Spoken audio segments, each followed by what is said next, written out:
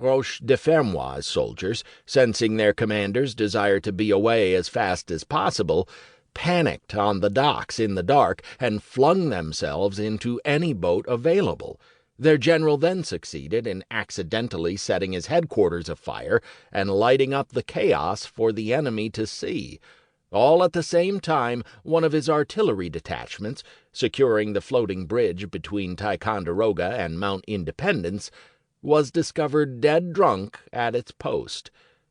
As Mount Independence fell, the Americans fleeing south on Champlain aboard the surviving galleys of Arnold's fleet prayed that the huge iron chain stretching across the lake from Ticonderoga to Mount Independence would hold back pursuers. In the event, the British Navy made quick work of the chain, and as the retreating Americans neared Skenesborough, they were under fire from enemy gunboats. Within a few hours, Arnold's surviving vessels were sunk or scuttled, the mills and warehouses at Skenesborough were burning, and survivors were floundering through a dismal wilderness labyrinth in hopes of reaching Fort Edward. Billows of smoke from captured Skenesborough could be seen for miles, and at this signal, native warriors screening Burgoyne's lightning advance converged on the forest trails leading south. Not all of Roche-de-Fermois' frightened soldiers would reach Fort Edward. In years to come, road builders occasionally unearthed bones at the side of old trails where some had fallen in ambush. General St. Clair's column, meanwhile, negotiated the treacherous forest road running along the eastern side of South Bay towards Hubbardton, Vermont. So narrow was this trail that his regiments often passed obstructions Indian file, leaving companies stretched out far behind. The weather was sultry, humid, with annoying cloudbursts, and many soldiers, short of sleep, hungry, and sick, fell out of line exhausted, driven nearly mad by mosquitoes and flies. St. Clair had placed his most reliable regiments at the end of the long column, closest to the onrushing enemy. In the middle of the column marched Seth Warner and his Green Mountain Boys, while at the rear Colonels Hale and Francis, the best St. Clair had, rushed their tired men along just ahead of the enemy.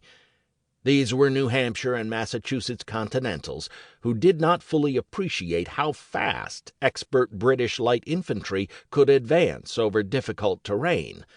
All the way south from Mount Independence, Brigadier General Simon Fraser was hot on their heels, closing to within 3 miles of the struggling rebels as night fell on July 6th.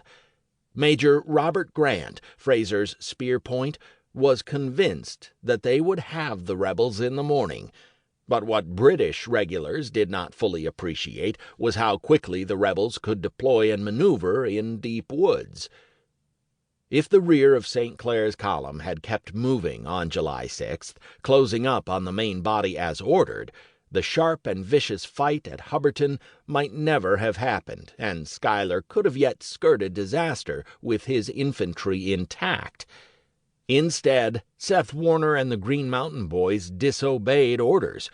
Falling out of line to bivouac early in the evening, they effectively sent the New Hampshire regiments behind them into bivouac as well.